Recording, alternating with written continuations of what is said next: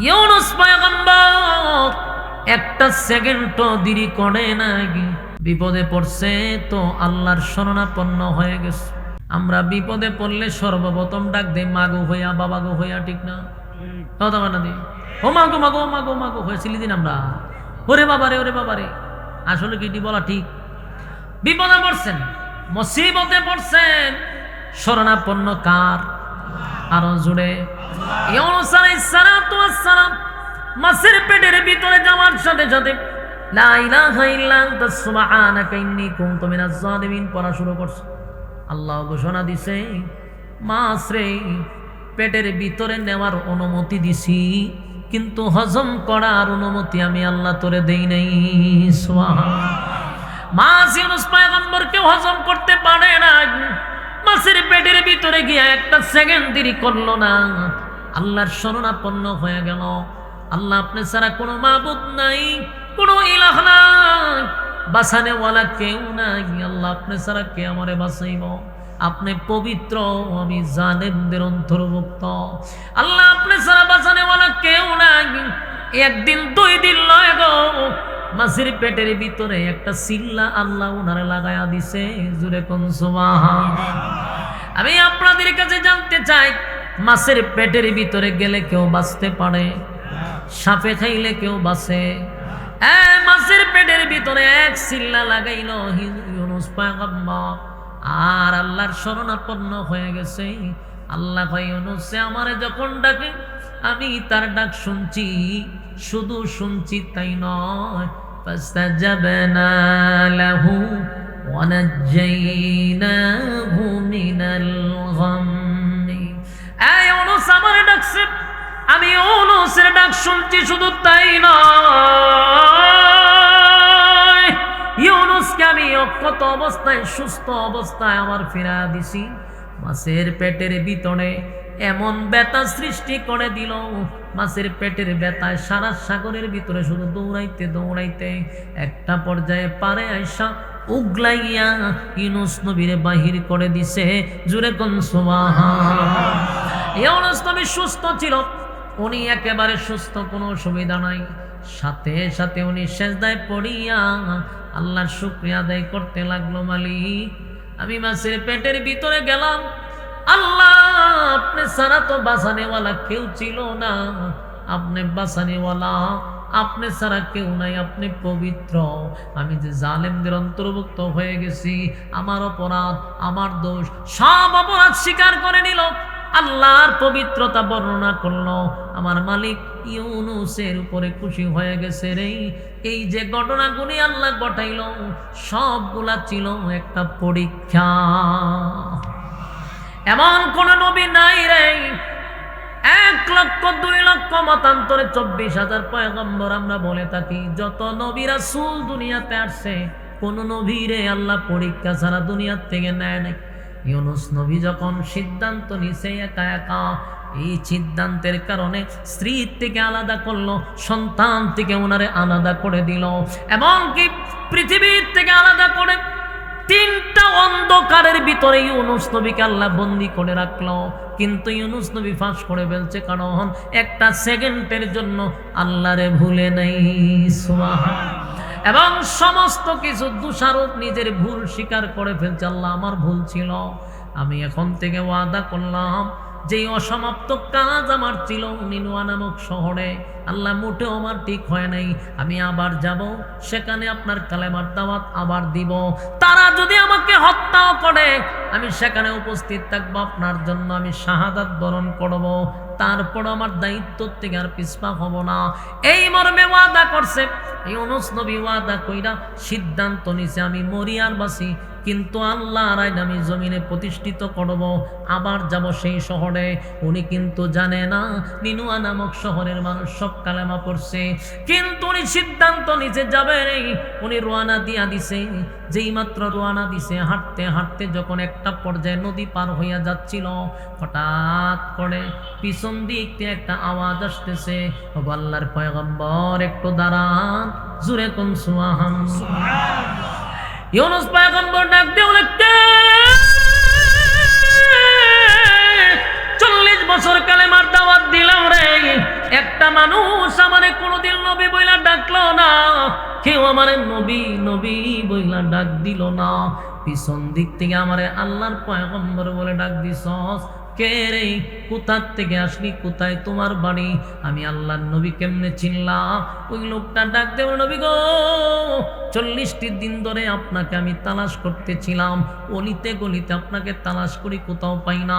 কেন আমারে তালাশ করলি? বলে হুজুর চলুন আমার সঙ্গে আমার বাড়িতে। ওই লোক নবীর বাড়িতে নিয়ে গেল। ওই লোকের বাড়িতে পয়গম্বরকে নিয়ে বলল, হুজুর একটু দাঁড়ান। ইউনুস নবী দাঁড়াইলেন, ঘর থেকে দৌড়াইয়া ইউনুস নবীর ছোট ছেলেটারে ইউনুস নবীর সামনে দাঁড় করাইছে। একটা জবান বন্ধ রাখবেন না, জোরে কোন সুবহান। আবার আমার কথার জবাব দেন। হারানো সন্তান যদি কোনো বাবা ফিরে পায়, বলুন আনন্দ আছে না না? হারানো সন্তান যখন বাবা ফিরে পাইছে রে, আল্লাহর কুদরতি পায়ে সেজদা দিয়া বলে, মালিক আমার হারানো সন্তান আমি ফিরে পাইলাম। আল্লাহ আপনি আমার সন্তানকে আমার কোলে ফিরাইয়া দিছেন। নবী শুকরিয়া আদায় করতে লাগলো, বাচ্চাকে চুমু দিতে লাগলো। খুশিতে আনন্দে বুকটা ভরে গেছে। যেই সন্তানকে পানির স্রোতে বাসায় নিয়ে গেছিল, যেই সন্তানের আশা করার মতো ছিল না, ডাক দিয়া বলে, রে মাস যেই লোকটা ওনাকে ওনার বাড়িতে নিয়ে আসছে, ও ভাই আমার সন্তান পানির স্রোতে ভেসে চলে গেল, এই জায়গা থেকে তুমি কেমনে তারে ফিরে পাইলাম? বলে হুজুর আমি ফিরে পাই নাই, একটা লোক আপনার সন্তানটাকে আমার হাতে দিয়া গেছে আর বলছে এটা আল্লাহর পয়গম্বরের সন্তান, সাবধান আমানতের খেয়ানত যেন না হয়, নবীর কাছে ফিরাইয়া দিবি। সেদিন থেকে আপনাকে আমি তালাশ করতেছিলাম। সন্তান লইয়া রওনা দিছে। উদ্দেশ্য হলো আমি যাব আমার গোত্রের কাছে কালেমার দাওয়াত দিব। বাচ্চাটারে কোলে লইয়া যখন সামনের দিকে যায়, কিছু দূর যাওয়ার পরে পাহাড়ের উঁচু থেকে একটা লোক ডাক দেয়া হয়, হুজুর আল্লাহর পয়গম্বর একটু দাঁড়ান। আল্লাহর নবী বলে, কে? পাহাড়ের উঁচু টিলার থেকে আমার নবী বলে ডাক দেয় রে। জীবনে কোনোদিন নবী ডাক শুনি নাই। কে ডাক দিলি? একজন কাঠুরিয়া বলে, হুজুর 40টা দিন ধরে অলিতে গলিতে আপনারা তালাশ করি, কোথাও পাই না গো, চলেন আমার সঙ্গে আমার বাড়িতে। কাঠুরিয়ার বাড়িতে গিয়া যখন দাঁড়াইছে, দেখে ওই ইউনুস নবীর বড় ছেলেটাকে সেখানে দেখা যায়। বড় ছেলেটারে সামনে পাইয়া ইউনুস নবী খুশিতে আনন্দে আল্লাহর শুকরিয়া আদায় করলো, হারানো সন্তান ফিরে পাইছে বাবা। এই হারানো সন্তান ফিরে পাইলে বাবার মনের আনন্দ দেখি ওয়াজ ফিরে বোঝানো যাইব। শুকরিয়া আদায় করলেন, দুইটা বাচ্চা পাইয়া বাবার মনে বড় আনন্দ, খুশিতে আনন্দে বলল, কাটুরিয়া রে ভয়ঙ্কর একটা প্রাণী আমার সন্তানটারে নিয়ে গেল, কেমনে পাইলি, কোথায় পাইলি? বলো হুজুর আমি দেখি নাই, একজন ব্যক্তি আপনার সন্তানটারে আমার কাছে দিয়া গেছে আর বলছে এটা নবীর সন্তান, নবীর কাছে ফিরাইয়া দিবি। আমার যুবক ভাইরা দুই সন্তান লইয়া শহরের দিকে রওনা দিছে, ওনার গোত্রের কাছে কালেমার দাওয়াত দিবে। রাস্তার মধ্যে যাইতে যাইতে হঠাৎ করে দেখে কিছু বকাটে ছেলে দাঁড়ায় আছে।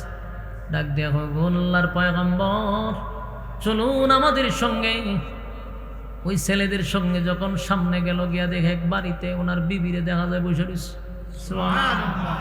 ওনার বিবি ডাক দেয়া বলে, প্রাণের স্বামী গো, আল্লাহর জাতির কসম আপনি যেরকম রাইকা গেছেন আমি এরকমই আছি, আমানতের কোনো খেয়ানত হয় নাই। পাশেই দেখে একটা লোক প্যারালাইসিস হয়ে বসে রয়েছে, হাত পা বইটা রয়েছে।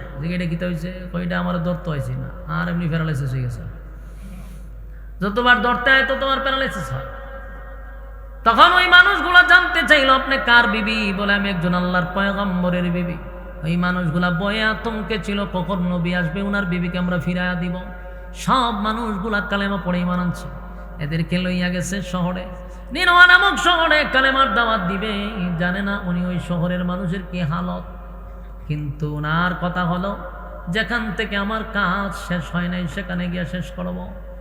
যেই মাত্র উনি নিনওয়া নামক শহরের ভিতরে প্রবেশ করছে, ওই শহরের মানুষগুলা ওনার দিকা মিছিল শুরু করছে আর শুকরিয়া আদায় করতে লাগলো, দেখো আমাদের নবীরে আমাদের কাছে আল্লাহ ফিরাইয়া দিছে। পুরা শহরের মানুষ কান্নার রোল পড়ে গেছে গো। ওই তাকায়া দেখ আমাদের নবী আসছে রে। ইউনুস নবী আশ্চর্য হয়ে গেল, যেই জাতি আমারে রক্তাক্ত করলো, কালেমা কোনোদিন পড়লো না, মারধর করলো, আজকে তারা আমারে নবী বইলা ডাকে। একজন দুইজন নয়, শহরের সব মানুষ কালেমা পড়ছে। আশ্চর্য হইয়া সেজদায় পড়ে উনি সেজদা দিয়ে বলে, আল্লাহ আমি তো মনে করছি এই জাতি এখনো আগের মতো আছে, কিন্তু সব মানুষগুলা কালেমা পড়ে ঈমান আনছে। জোরে কোন সুবহান। আমার যুবক ভাইয়েরা, এখান থেকে একটা জিনিস আমাদের শিক্ষা নেওয়া দরকার। একটা শিক্ষা হলো মুসিবতে পড়লে সর্বপ্রথম শরণাপন্ন হব কার? আল্লাহ বলেন, কোন বান্দা বান্দি যদি মুসিবতের মধ্যে পড়ে যায় আর যদি শরণাপন্ন আমি আল্লাহর হয়ে যায়, ওয়াদা দিলাম ইউনুসকে আমি যেইভাবে উদ্ধার করছি, ওয়াকাযালিকা নুজিল মুমিনিন, কিয়ামত পর্যন্ত মুমিন বান্দা বান্দিকে আমি আল্লাহ ঠিক এইভাবেই মুসিবত থেকে উদ্ধার করব। মুসিবত থেকে উদ্ধার হইলে গিয়া কইবেন যে মিস্ত্রি আর খাটবালা আছি, কথা হয় না। আল্লাহর কৃতজ্ঞতা প্রকাশ করতে হবে। যে মালিকের কাছে আমরা সাহায্য চাইছিলাম সেই মালিক সাহায্য করছে। আল্লাহর সাহায্য আসবে যদি আমরা শরণাপন্ন হই আল্লাহ, ঠিক না বেটি? সব কিছু দেনেওয়ালা কে? সব দেনেওয়ালাকে। বাচ্চা দেওয়ার মালিককে, ব্যবসায় বরকত দেওয়ার মালিককে। সব যদি আল্লাহ হয় রে, তাহলে মালিকের কাছে আমরা চাইব। আল্লাহ ছাড়া কারো কাছে চাওয়া যাবে না, আল্লাহ ছাড়া কারো কাছে মাথা নত করা যাবে না। রাজি আছি ইনশাআল্লাহ? আল্লাহ, তামাম জিন্দেগির সব গুনার উপরে লজ্জিত হয়ে গেলাম। আমরা আমাদের নবীর উপরে আক্রমণ করছি আল্লাহ, আমরা আমাদের নবীকে রক্তাক্ত করছি। কত না আমাদেরকে বুঝাইল, ঘরে ঘরে আইটা, দাঁড়ে দাঁড়ে হাইটা হাইটা আমাদেরকে দিনের দাওয়াত দিল, কিন্তু আমরা কালেমা গ্রহণ করলাম না। আমার যুবক বায়নব, নিনোয়া নামক শহরের মানুষগুলা যখন একটা পর্যায়ে বুঝতে পারছে আমাদের এখন আর কোনো উপায় নাই, আমাদের মাথার উপরে অলরেডি গজব, বিকট থেকে বিকট আওয়াজ আসতেছে, উপর দিকে আসমানটা কালো, লক্ষণটা বড় খারাপ। যে কোনো সময় আমাদের অবস্থা এখন ভয়ানক অবস্থায় আছি, যে কোনো সময় আমরা জমিন উল্টায়া দিতে পারে, আকাশ ভেঙ্গে পড়তে পারে। এই পরিস্থিতিতে নিনোয়া নামক শহরের মানুষগুলি কান্না শুরু করছে আর হয়, মালিক আর জিন্দিগিতে কোনোদিন আপনার নাফরমানি করব না। আল্লাহ, তামাম জিন্দেগির সব গুনার উপরে লজ্জিত হয়ে গেলাম। আমরা আমাদের নবীর উপরে আক্রমণ করছি আল্লাহ, আমরা আমাদের নবীকে রক্তাক্ত করছি। কত না আমাদেরকে বুঝাইল, ঘরে ঘরে আইটা, দাঁড়ে দাঁড়ে হাইটা হাইটা আমাদেরকে দিনের দাওয়াত দিল, কিন্তু আমরা কালেমা গ্রহণ করলাম না। শুধু এখানেই শেষ নয় গো, আমরা নবীরে রক্তাক্ত করলাম, মারধর করলাম। আল্লাহ, এখন তো আমাদের মাথার উপরে গজব। আল্লাহ, আমাদেরকে আপনি মাফ করে দেন। যদি আজকে নবী থাকতো, নবীর পায়ে ধরে মাপ চাইতাম, নবীর কাছে গিয়া কালেমা পড়ে ঈমান আনতাম, কিন্তু আমাদের নবীদের উপরে এমন নির্যাতন করলাম। নবী এখন নাই, কার কাছে গিয়ে আমরা মাপ চাইব? কার কাছে গিয়া কালেমা পড়ব? কান্না যখন শুরু করলো, একজন দুইজন নয়, লক্ষাধিক মানুষ একসাথে জমিনে পড়ে সেজদায় পড়ে কান্না শুরু করছে। আল্লাহ, আমরা জুলুম করছি, নিজের মাথায় নিজে কোরাল মারছি। কান্না যখন শুরু করে দিছে রে, তাদের কান্নায় আকাশ বাতাস যেন বাড়ি হয়ে গেছে। কানতে কানতে বলে, মালিক অন্যায় কইরা ফেলাইছি, আল্লাহ আমাদের মাথার উপরে গজব, আপনি যদি গজব দেন ধ্বংস হয়ে যাব, কোনো সন্দেহ নাই, কিন্তু আমরা আমাদের সমস্ত অপকর্মের উপরে লজ্জিত হয়ে গেছি, ভবিষ্যতে এমন গুনাহ আর করব না, এই মর্মে ওয়াদা করছি। আল্লাহ, আমরা নবীরে পাইলে নবীর কাছে ক্ষমা চাইব, আপনার উপরে ঈমান আনলাম। প্রায় নিনোয়া নামক শহরের 5 লক্ষ মানুষ কালেমা পড়ে তারা ঈমান আনছে। কালেমা পড়ে ঈমান আনছে।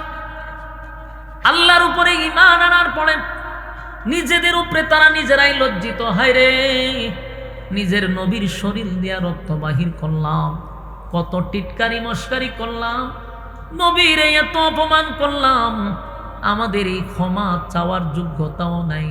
কান্না শুরু করছে। কানতে কানতে তারা বেহুশ হয়ে যায়, সেজদায় পড়ে কান্দে।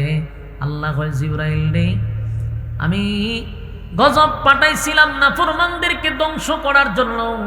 যেই জমিনে আমার নাফরমানি চলে, আমার জমিনে তাইকা আমার খাইয়া আমার নিয়ামত ভোগ করে, আমার নাফরমানি করে, আমার নাফরমানি করে, এই সমস্ত নাফরমানদেরকে ধ্বংস করার জন্য গজব পাঠায়া দিলাম।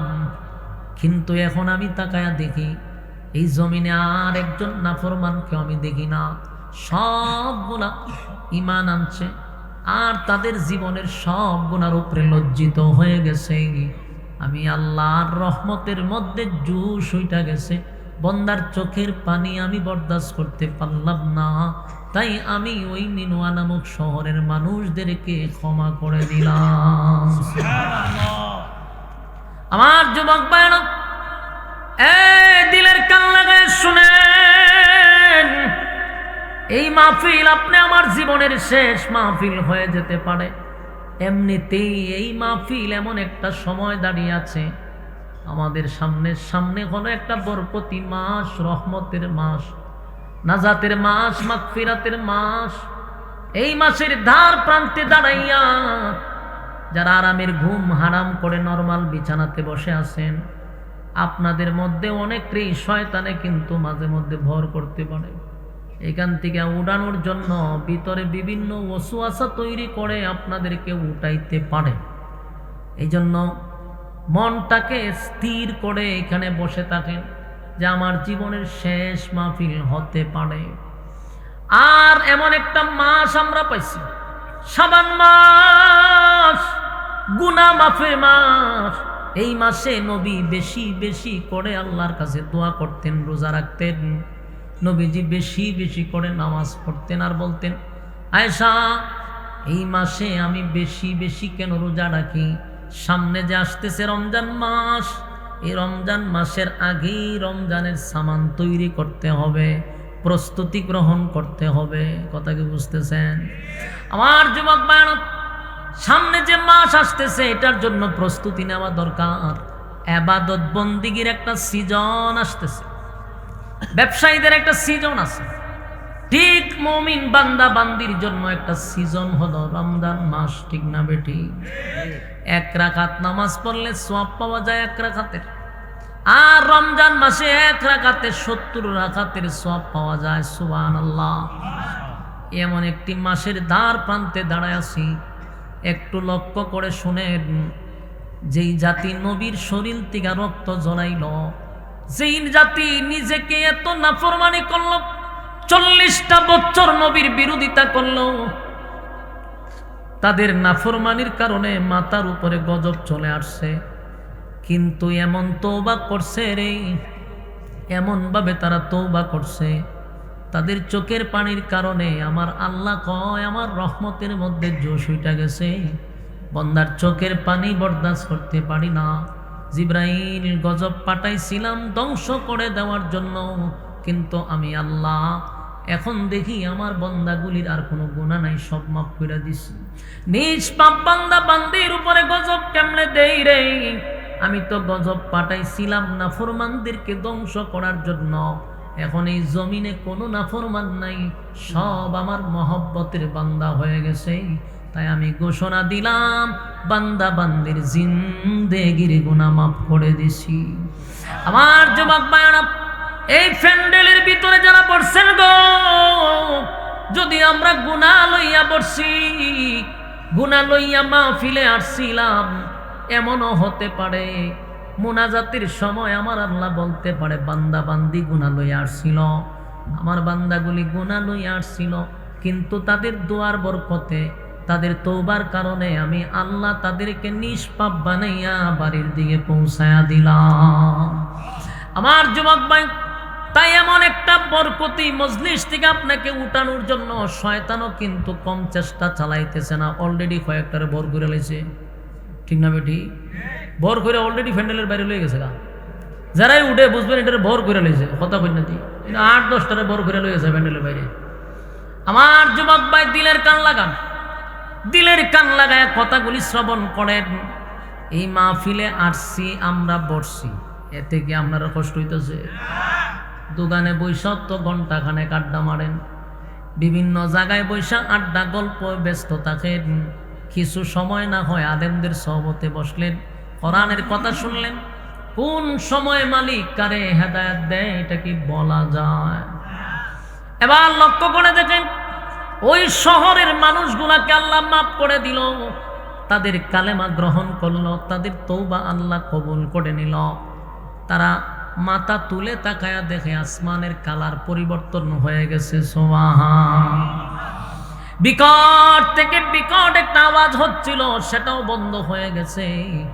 এমন কি আসমানটা কালো ছিল, সেটাও পরিষ্কার হয়ে গেছে। এখন তারা চিৎকার দিয়া বলে, তাকায়া দেখ, আমাদের মালিক আমাদের উপরে যে গজব দেওয়ার কথা ছিল, আসমানটা কালো ছিল, বিকট থেকে বিকট আওয়াজ হচ্ছিল, সব কিছু আমাদের মাথার উপর থেকে সরে গেছে, মালিক আমাদেরকে মাফ করে দিছে। আনন্দে তারা বলতে লাগলো, মালিক আর জীবনে আপনার জমিনে নাফরমানি করব না, আর জীবনে আপনার নাফরমানি করব না। আল্লাহ, আমাদের নবীকে আমাদের কাছে ফিরাইয়া দেন, আমাদের নবীকে আমাদের কাছে ফিরাইয়া দেন। আল্লাহ, আমরা নবীর উপরে জুলুম করে ফেলছি। কান্না শুরু করে দিল। এই দিকে যে এত কিছু ঘটে গেল, গজব দেওয়ার কথা গজব আসলো না, ধ্বংস হওয়ার কথা ধ্বংস হইল না, এর ব্যাপারে কোনো কিছু কি ইউনুস নবী জানে? কথা হই না দি? মাশাআল্লাহ, একজন কইছে জানে, বাকি সবাই জানে না। প্রায় জায়গা যদি এটা জিগায় সবাই তো জানে, কারণ আমাদের মতো অনেক বক্তারা শিখায়া গেছে নবীরাও গায়ে জানে। এই ট্যাবলেটটা খাওয়াইছে, পাবলিকরা জানে, মানে এরার ধারণা হইলো নবীরা গায়েব জানে। তা আগে শুনতাম নবীরা গায়েব জানে, এখানে দূর পর্যন্ত আসি না, এখন আস্তে আস্তে ফির পর্যন্ত আয় পড়ছে, এখন ফিরও বলে গায়েব জানে। আর 2030 সালে উনবেন মুরিদরাও গায়েব জানে। না, আস্তে আস্তে নিচে নামতেছে তো, মুরিদ পর্যন্ত আয় পড়বো। একমাত্র গায়েবের খবর জানে কে? গায়েবের একমাত্র খবর মালিক জানার কারণে ইউনুস নবী নবী হইয়াও কিছুই জানে না যে এত কিছু ঘটে গেছে। উনি যে আরেক শহরে গেছে, উনি মনে করছে এতদিনে শহর ধ্বংস, মানুষ শেষ, সব শেষ। উনি তো মনে করছে আমি যেহেতু আল্লাহ হয়েছে গজব দিব, মানে ধ্বংস করে দিচ্ছে। কিন্তু গজব তো আসে নাই, ধ্বংস হয় নাই, উনি জানে না। কিছুদিন পরে ওই শহর থেকে একটা মানুষ গেছে, ইউনুস নবী যে শহরে তাই কেন গিয়া দেহে ইউনুস নবী দীক্ষা লাইছে যে এই লোক তো ওই শহরের, আমি যে শহরে থাকতাম এই শহরের মানুষ। মুখ ডাইকে গিয়ে জিগাইছে যে আপনি কোথার থেকে আসছেন? আমি ওই শহর থেকে আসছি। ইউনুস নবী সর্বনাশ, এই শহর তো তাহার কথা না, শহর তো ধ্বংস হয়ে গেছে গা। আরে কি কোন, আমি খালি আসলাম, শহর তো আগের মতোই আছে। কিন্তু এই লোকে বলে নাই যে আমরা ঈমান আনছি, এই লোকে বলে নাই যে গজব আসলে আসছিল, আমরা তওবার কারণে আল্লাহ ফিরাই নিছে, এই কথা বলে নাই। উনিও এত কিছু জিগায় নাই। ইউনুস নবী সব বলে, এই গ্রামও আর যাওয়া যাবে না। যেই জাতিরে দাওয়াত দিলাম 40 বছর কালেমা গ্রহণ করলো না, উল্টা মারল, গজবের ভয় দেখাইলাম গজব আইলো, গজবের ভয় দেখাইলাম গজবের ভয় পাইলো না, গজবের দিন তারিখ ঠিক করে দিলাম, এখন আল্লাহ গজব দিছে না। এখন কি আর জীবন আমার বিশ্বাস করবো? আমি গেলেন আমার বাইরিয়া মেরে লিব। ইউনুস নবীর ধারণা ঠিক যে আমি গেলে আমার মারবো, মাইরি লেব আমার।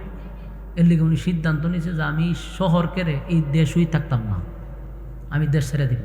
কথা কি বুঝতেছেন নি? উনি সিদ্ধান্ত নিয়েছে কি করব, দেশ ছেড়ে দিব, বিদেশ যাবো গা, বিদেশ যাবো। এই যে উনি সিদ্ধান্তটা নিল, এটা কি আল্লাহ ওনার সিদ্ধান্ত দিছে না ব্যক্তিগত? এটা ওনার ব্যক্তিগত সিদ্ধান্ত, ওহি আসে নাই, আল্লাহর পক্ষ থেকে কিছু জানায় নাই, উনি ব্যক্তিগত সিদ্ধান্ত নিছে আমি দেশ থেকে যাবো, বিদেশ যাবো। তো উনি যে সিদ্ধান্ত নিয়েছে, সিদ্ধান্তের উপরে উনি অটল। ওনার বউ আর ওনার 2 বাচ্চা লইয়া বিদেশের উদ্দেশ্যে রওনা দিছে। ওই আল্লাহ কয় রে ওয়াজান্নু, রে মাছওয়ালা, মাছওয়ালা তুমি কি মনে করছো তোমার আমি ছেড়ে দিমু? মাছওয়ালার আমি পাকড়াও করব। মাছওয়ালারে কি করব? وَظَنُّونَ إِذْ ذَهَبَ مُغَاضِبًا فَظَنَّ أَن لَّن نَّقْدِرَ عَلَيْهِ فَنَادَىٰ فِي الظُّلُمَاتِ। আল্লাহ রাব্বুল আলামিন বলেন, মাছওয়ালা মনে করছে তার ব্যক্তিগত সিদ্ধান্ত লইয়া বিদেশ চলে যাবে, আমি আল্লাহ তাআলা ছেড়ে দিব। আল্লাহ কি তারা ছেড়ে দিব? আমি এখন পর্যন্ত ওহী পাঠাইলাম না, কোনো সিদ্ধান্ত তোমারে দিলাম না। আরে ব্যক্তিগত সিদ্ধান্ত লইয়া ইউনূস নবী কেন সিদ্ধান্ত লইয়া বিদেশ যাইব? আল্লাহ হয় মাছওয়ালা রে, আমি তোরে ছেড়ে দিতাম না। মাছওয়ালা রওনা দিস। তখন তো প্রাইভেট কার নাই, এরপরে আপনার কোনো গাড়ি নাই, মোটরসাইকেল নাই, বাস নাই, ট্রাক নাই, কিচ্ছু নাই। বেশিরভাগ রাস্তা হইলে হাইটা। তবে তখনকার যুগে বিদেশ যাইতে গেলে নদী পথে যানবাহন ছিল, জাহাজ ছিল। জাহাজ হাজার হাজার বছর আগেও জাহাজ ছিল। কি ছিল? জাহাজ ছিল। শুনেন, জাহাজ কোন সময় থেকে আবিষ্কার হয়েছে জানেননি? হযরত নূহ আলাইহিস সালাতু ওয়াস সালামের জামানার থেকে জাহাজ তৈরি হয়েছে। ওই জাহাজের ইঞ্জিনিয়ার কে আছেন জানেননি? হযরত জিবরাইল আলাইহিস সালাতু ওয়াস সালাম। আপনার এলাকাতে সুবহানাল্লাহ আসেনি? কোন সময় কোন ঠাড়া বললে? আচ্ছা কোন চানি এত বড় আশ্চর্য কথা শোনার পরে সুবহানাল্লাহ নাই। বানাইছে স্বয়ং জিবরাইল সহ, এটার পুরো ইঞ্জিনিয়ার ছিল। কোন জায়গা কোনটা হইব না হইব তা সব দেখাইয়া দিছে। জাহাজ বহু আগের থেকে ছিল, কিন্তু ইঞ্জিল আসিন না। কি আসিন না? ওই কাপড়ের মধ্যে বাতাস লাগাতে চলে, এটার কি তখন ফাল কই না? ফালে ফালে ফালে যেত। তো ওই সময় সিস্টেম আছে। ইউনূস নবী হাঁটতে হাঁটতে বহু জায়গা হাঁটছে। রাস্তার মধ্যে গিয়া দেখে কিছু পোলাপান, দুর্চরিত্র, চোখ কালাপ, বদমাশ টাইপের পোলাপান ওনারে ঘেরাও করছে। ঘেরাও করে কই যাবেন? বিদেশ যাবো। তো যান, বউটা দিয়ে যান। নাউজুবিল্লাহ। তো বউ দিয়ে যেতাম করে, বলো ওইটা এখানকার সিস্টেম, আমরা নেতা হয়ে দিছে, এই রাস্তা দিয়ে কোনো নারী যাইতে পারবে না। ইউনূস নবী কইবেটা আমি আল্লাহর পয়গম্বর, আমি একজন নবী, আমার ওয়াইফই কেন, আমার 2 সন্তান। আচ্ছা কোনছেন সুর বাট পারে কি কোনো ওয়াজও নেই? আপনার কি মনে হয় সুরের কাছে কোনো ওয়াজ আছে, ধর্ম আছে? যদি সুরের কাছে ওয়াজ আর ধর্ম থাকতো তাহলে কি মসজিদের ব্যাটারি চুরি হইতো? দান বাস্ক চুরি হয়নি? দান বাস্ক ভেঙে লয়ে জায়গা কি হিন্দু বেটা ভেঙে লয়ে যায় না মুসলমান? তেহার কাছে কোনো ধর্ম নেই। ইউনূস নবী যতই ওয়াজ করে, এরা কয় ওয়াজ শেষ হয়েছে নি, তো বড় দালাই কোনোভাবেই ওরা ছাড়বে না। দুশ্চরিত্র, লম্পট, এরার কাছে কোনো ওয়াজ নাই। তখন ওনার ওয়াইফ, ওনার বিবি বলল যে একটা কাজ করেন, আপনারা জানগা, বাচ্চা কাচ্চা লই আপনি জানগা, আমারে আল্লাহর জিম্মায় ছাইরা দেন। আল্লাহর জিম্মায় যখন বলছে, নবী ওনারে ছাইরা দিয়া 2 বাচ্চা লয়ে গেছে, রওনা দিছে। আবার বিদেশ যাবো, সিদ্ধান্ত এখনো চেঞ্জ হয়েছে না। দিকে যে আল্লাহ ধরে লাইছে এটা এখনো বুঝতে পারছে না। কথা বুঝছেন নি? আল্লাহ কি কইছে? মাছওয়ালা আমি তোমারে পাকড়াও করব। শুরু হয়েছে কিন্তু পাকড়াও, উনি কইতারে না, ধরে লই গেছে। আবু মন বাঙ্গা নদীর ফারো গেছে, গিয়া দেখেন নদী ফাইরিয়া সাগরও যাইতে হইব। সাগরও আবার যাত্রীবাহী জাহাজ এখানে দাঁড়ানো আছে। তো নদী ফাইরিতে গেলে তখন তার ব্রিজ আসিন না, খাল আসিন না, তো এটা ওই নদীর মধ্যে নিজে লাইমিয়া তারপরে সাগরের ফাড়ো যাইতে হইব। পানিও কম, শান্ত নদী। 2টা বাচ্চা, তো একটা বাচ্চারে পাড়ও রাখছে, আর একটা বাচ্চারে কুলে লইয়া নদীতে নামছে। শান্ত নদী, যেই নদীতে নামছে এটা অশান্ত হয়ে গেছে, পানির স্রোত বাইরে গেছে। এত বাড়া বাড়ছে যে উনি দাঁড়ায়া তাকাটাই এখন ওনার জন্য কষ্ট। কথা কি বুঝতেছেন আমার যুবক ভাইরা? শান্ত নদী অশান্ত হয়ে গেছে। এর উদ্দেশ্য হলো ওয়াজান্নুন ইয যাহাবা মুগাদিবান ফাযান্না আন লান নাকদিরা আলাইহি। মাছওয়ালা মনে করছে আমি মাছওয়ালাকে ছেড়ে দিব, আমি ধরবো না, কিন্তু আমি তারে পাকড়াও করছি। শান্ত নদী অশান্ত হয়ে গেছে, পানিতে কোনো স্রোত ছিল না, কিন্তু স্রোত বেড়ে গেছে। আসলে কি পানিতে স্রোত বাড়ছে না আল্লাহ ধরে লিছে? এবার ইউনূস পয়গম্বর তাকায়া দেখে নিজেই দাঁড়াইতে পারে না, বাচ্চাকে কেমনে বাঁচাইব। একটা পর্যায়ে পানির স্রোতে বাচ্চাটাকে পানির স্রোতে বাসায় নিয়ে গেছে। কিতা বুঝুন, আপনার নিজের সন্তানটারে যদি আপনার হাত থেকে সুইটটা পানির স্রোতে বাইরে লইয়া যায়, আপনার চোখের সামনে আপনার ভালো লাগবো? আপনারা বাপটা তিরকম ওই, আপনারা লক্ষণটা এরকম যে ভালো লাগতেছে আমার। নিজের সন্তানকে যদি পানির স্রোতে আপনার সামনে বাসায় নিয়ে যায়, বাবা হইয়া সহ্য করতে পারবে? সহ্য করার মতো না তো। তাহলে উনি তো একজন বাবা, উনি কেমনে সহ্য করবে? চোখের সামনে বাচ্চাটারে হাত থেকে ছিটকা পানির স্রোতে বাসায় লয়ে গেছে। মনে কত কষ্ট, বারাক্রান্ত মন নিয়ে নদীর ভাড়া বাড়াইয়া বইছে, বইয়া চিন্তা করছে যাও এবার তো হইছে কি করানো হন। বাচ্চা তো লয়ে গেছে, বাচ্চা লয়ে গেছে না, আল্লাহ ফাকরাও করছে, ধরে লেছে। বড় ছেলেটারে গেছে কানবো, যেটা লই এখন যায়। উনারে বড় ছেলেরা আনতে গেছে, এটা এক প্রাণী আইসা বড় ছেলেটারে তাফাতে লয়ে গেছে দূরে। ইন্নালিল্লাহ। এখন এক ছেলে নিল পানির স্রোতে বাসাইয়া, আর এক ছেলেরে নিল এক ভয়ঙ্কর প্রাণী আইসা। এখন স্ত্রীও নাই, সন্তানও নাই, উনি একা, আল্লাহ ধইরা লাইছে। এরপরে উনি সিদ্ধান্ত চেঞ্জ করে না, যাইব গা, কই যাইব? বিদেশ যাইব গা। নদী ফাইরিয়া সাগরের ফারো গেছে, গিয়া দেহে জাহাজ একটা খারাপ উঠছে, জাহাজের ভিতরে মনটা তো খারাপ, চুপ করে বইরিছে। যাত্রী উঠছে পড়ে, জাহাজ দিছে সাইরা। জাহাজ তার গতিতে চলতেছে ভালো। মাঝ সাগরে গিয়া ওনার জাহাজ যায় না, জাগাতি ঘুরে বলেন, জাগাতি ঘুরে না আল্লাহ ধরে লিছে, পাকড়াও করছে। জাহাজ চলতো সুজা, এটা কতন গিয়া আবার ঘুরে জাগাতি ঘুরে। সমস্ত যাত্রীবাহী জাহাজ তো যাত্রীরা সহ নাবিকরা সহ গভীর চিন্তায় আছে যে এখন মনে হয় আমরা জীবন শেষ, আমরা দুনিয়ার সব কিছু এখনই শেষ, এতগুলা মানুষ একসাথে মারা যাবে, যেহেতু এটা ঘুরতেছে যে কোনো সময় পানির নিচে চলে যাবে। তারা আতঙ্কে, এখন এরা চিন্তা করতেছে কেন এরকম হইতেছে, কেন এটা জাগাত ঘুরবে, কোনো সময় তিরম হয়েছে না, এখন কেন হয়, এটা চিন্তার বিষয় না। কিন্তু আল্লাহ দেখেন এরা কি পরিমাণ মেধা দিছে, কি পরিমাণ মেধা এরার মাথার দিছে। এরা গবেষণা করছে কেন এরকম হইতেছে, এটা নিয়ে গবেষণা শুরু করছে। গবেষণা করতে করতে এরা রূপ ধরে লেছে।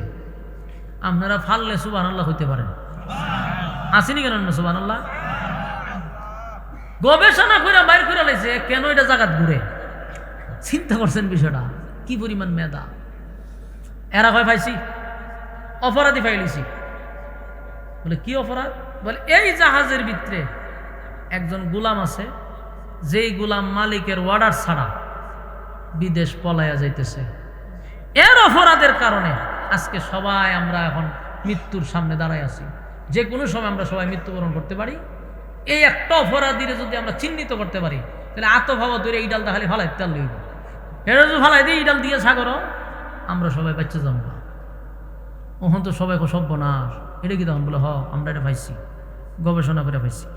যেই খালি কথা কইছে ইউনূস নবী হয়, ঘটনা তো সত্য, যা কইছে তা তো সত্য। আমি তো সেই গোলাম, যেই গোলাম মালিকের অর্ডার ছাড়া ব্যক্তিগত সিদ্ধান্ত নিয়ে পলাইয়া বিদেশ যেতেছি, আমি সেই গোলাম। উনি হয় তোমরা আর চিন্তা করার দরকার নাই। হঠাৎ করে পিছন দিক দিয়া ইউনূস নবী কয়, এই যে আমি অপরাধী। এতক্ষণ তো ওনার চেহারা তারা দেখে নাই, উনি তো চিন্তায় নিশ্চিতা বসে রয়েছে। যখন এরা গুইরা ওনার দিকে তাকাইছে, এখন সর্বনাশ, এত সুন্দর চেহারা, এই চেহারা দেখতে এরা অবাক হয়ে গেছে। যেমন সুন্দর মানুষ কি আর গোলাম হয়? এরা যে গোলাম ভাবছে, উনি তো সেই গোলাম না। এরা মনে করছে কোনো বাড়িতে কোনো গোলাম কাজ করত, সেই গোলাম পলাইয়া মালিকরে না কইয়া বিদেশ যেতেছে। কিন্তু উনার চেহারা কি আর গোলামের চেহারা? কথা হয় না দিই, নবীর চেহারা। সুবহানাল্লাহ, সুবহানাল্লাহ। আমার জমাত ভাইরা, নবীরা সাধারণ নয়, আল্লাহর নির্বাচিত। যেই যুগে যেই নবী পাঠানো হয়, ওই যুগের সবচেয়ে সুন্দর করে নবীর আল্লাহ বানায়া পাঠায়। সবার চেয়ে বেশি সুন্দর তাহে নবী। মানে এরা নবীর চেহারা দিকে সর্বনাশ। আমরা আপনি নদীতে আছেন দিকে আমরা বাচ্চা আছি, আপনার মতো ব্যক্তিরা যদি আমরা নদীর থেকে ফালাই, সাগরে যদি ফালাই, এই জাহাজ থেকে, তাহলে এই জাহাজ এখন ঘুরে উপরে, আপনারা ফালাইলে এটা ঘুরবো নিচে গিয়ে। আপনার মতো ব্যক্তি তখন আমরা ওখানে বাচ্চা আছি। উনি যে নিজেরা অপরাধী কইতে, যারা বিশ্বাস তো দূরের কথা, এটা মানতে রাজি না। কারণ এমন লোকের চেহারা তার গোলামের চেহারা হইতে পারে না। উনি বারবার কইরে বাইরে আমি সেই গোলাম, আমি মালিকের অর্ডার ছাড়া পলাই আসছি, হইটা কইয়ে নই না আপনি, আপনি আসেন দিকে আমরা বাচ্চা আছি। ওহন কিতাকরণ করছেন উনি, এরা ফালায়ও না, জাহাজ তো ঘুরতেই আছে। শেষে হয় আমরা একটা বুদ্ধি বের করতে হবে, আমরা একটা লটারি দিই, লটারির মধ্যে যার নাম উঠবো এরা আতফাওদের এইটা দেওয়া লাগে। শেষ মন করলো কয়ও আমরা একটা লটারির ব্যবস্থা করছি, সবার নাম নিয়ে যার নাম টান দেয় উড়ামো, যদি যার নাম উঠে অপরাধী হোক আর না হোক, কিন্তু বুঝে নিবা এটা তোমার কপালের দোষ। কিসের দোষ? কপালের দোষ। তুমি মাইনা নিবা, বাস আমরা তোমার আতফাওদের এইটা ফেলাই দিব, তুমি একজন মইরা গেলে আমরা সবাই বাচ্চা যাবো, কিন্তু সবাই তো মরণ যেত না। এক পর্যায়ে মানুষ খুব টেনশন আছে, এরপরে মাইনা নিছে কিতা করণ, মরলে একজনই মরুক। খান নাম উঠে সবাই চিন্তিত, যার নাম উঠবো আর কোনো কথা নাই, ইটা ফেলাই দিব। শেষে লটারি টান দিছে, টান দেয়া দেখে সর্বপ্রথম ইউনুস নবীর নাম উঠছে। অনের একবার নামের ভাইসা, আরেকবার ওনার ভাইসা। সাহেব হুজুর ঘটনা কিতা? বলো ঘটনা কিতা? অপরাধী তো আমি, আমার ভালাই দাও। না, নিশ্চিত আমাদের কোনো ভুল হয়েছে, আপনার নাম তো উঠার কথা না। আরেকবার লটারি দিছে, এ ঘুরায় আবার ইউনুস নবীর নাম উঠছে। এখন কই ঘটনা কিতা? খালি দিয়ে আপনার নাম উঠে। ইউনুস নবী বারবার করে অপরাধী আমি। এরপর এরা মানতে রাজি না, আমাদের কোনো না কোনো জায়গায় ভুল হইতেছে। আবার টান দিছে, আবার ওনার নাম উঠছে। তিনবার যখন নাম উঠে গেছে গা, ওখানে আর একবার চায়, আর একবার লটারি পেয়েছে। পরে হুজুর খুব চেষ্টা করছে আপনারা বাঁচাইবার লেগে, কিন্তু গুড়ায় আপনার নামে উঠে। আমরা আল্লাহ রাস্তায় মাফ করে দিন, হুজুরে ধর ধর, হুজুরে ধর। ওই ভাওয়া ধরছে, আতো ধরছে, দুইরা ইডাল দেওয়া নবীরে ভালাই দিছে। এরা সাগর ফরতে ফানিত পড়বার আগে এক মাছ আয়া ওনার ভেড়ের ভিতরে ঢুকাই দিছে। কিসে ঢুকাইছে? আচ্ছা কোন চান আল্লাহ ওনার উফাদি কিতা দিছিল? মাছওয়ালা উফাদি দিছিল না নি? কেরে উফাদি দিছে হন বুঝছেন নি? উনি হন আছে কো মাছের ভেড়ের ভিতরে। ওই কারণে আল্লাহ উনার নাম দিছে ওয়াজান্নুন, মাছওয়ালা। ফাইসুনি হন মাছওয়ালা কেমন হইছে? মাছের ব্যবসা করতো না মাছের ভেড়ের ভিতরে থাকতো? ভেড়ের ভিতরে। যেই মাছের ভেড়ের ভিতরে গেছে, উনিও একটা সেকেন্ড দেরি করছে না, সাথে সাথে বলতেছে লা ইলাহা ইল্লা আনতা সুবহানাকা ইন্নী কুনতু মিনাজ জালিমিন। লা ইলাহা ইল্লা আনতা সুবহানাকা ইন্নী কুনতু মিনাজ জালিমিন। আল্লাহ বুঝার মানার তৌফিক দান করুক, আমিন। সম্মানিত সুধী, আমরা বিপদে পড়লে, মুসিবতে পড়লে একটা আয়াত আমরা স্মরণ করি। যখন ঝড় তুফান শুরু হয়, তখন দেখবেন মানুষ ঘরের পালায় ধইরা জুড়ে জুড়ে বলতে থাকে লা ইলাহা ইল্লাল্লাহু জালিমিন, লা ইলাহা ইল্লাল্লাহু জালিমিন। ঠিক নেই?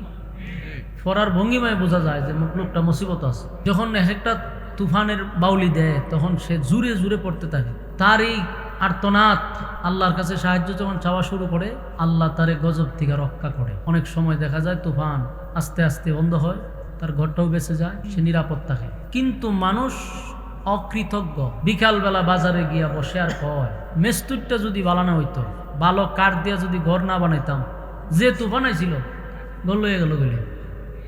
ঠিক না? ঠিক। অথচ বিপদে পইড়া আল্লাহরে ডাকছে, আল্লাহ তার উদ্ধার করছে।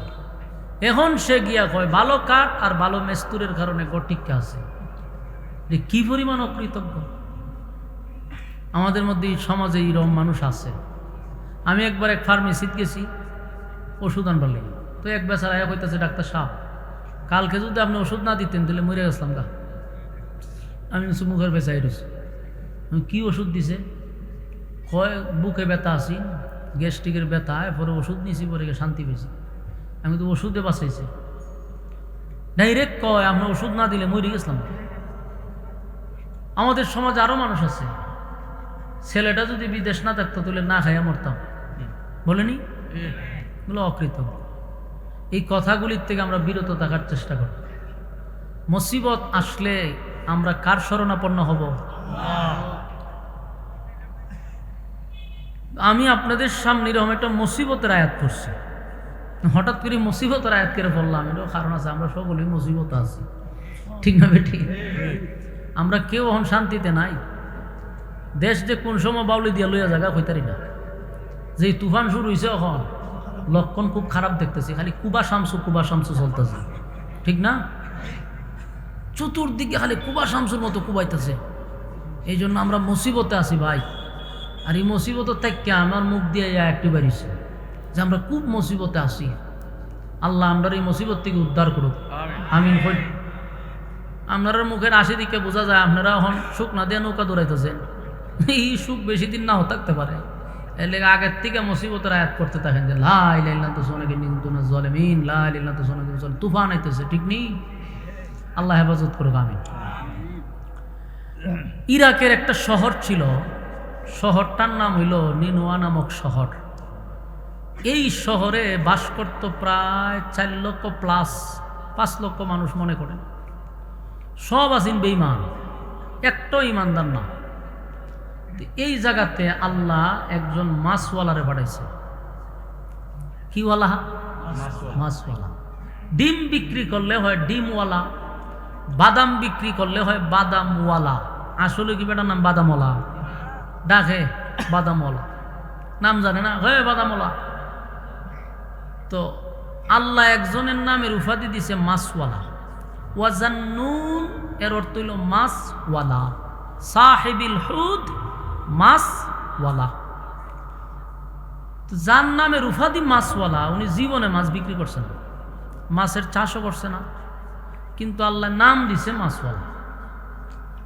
এই মাছওয়ালারে আল্লাহ পাঠাইছে 5 লক্ষ মানুষের কাছে।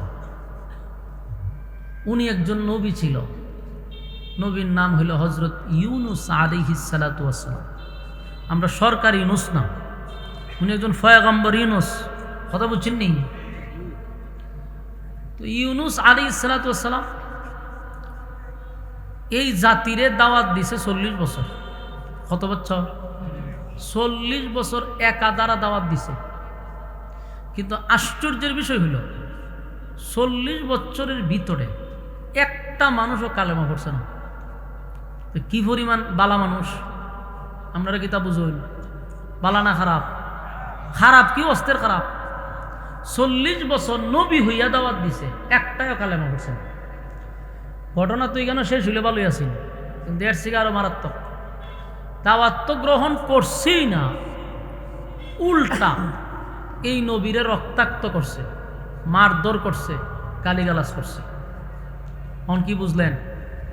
খারাপের শেষ সীমানায় গেছে। সারা পৃথিবীর উলামায়ে কেরাম এক পাল্লা বাই যদি আপনি তুলেন, একজন নবীর জুতার ধুলার সমান হইব? তাহলে এখন একটু চিন্তা করেন, নবী হইয়া দাওয়াত দিল 40 বছর, কালেমা তো পড়েই নাই, উল্টা মারছে। তাহলে বোঝা গেল এই যুগের মানুষের চেয়েও বেশি খারাপ ছিল। আমার কথা বুঝলে হানা কইেন।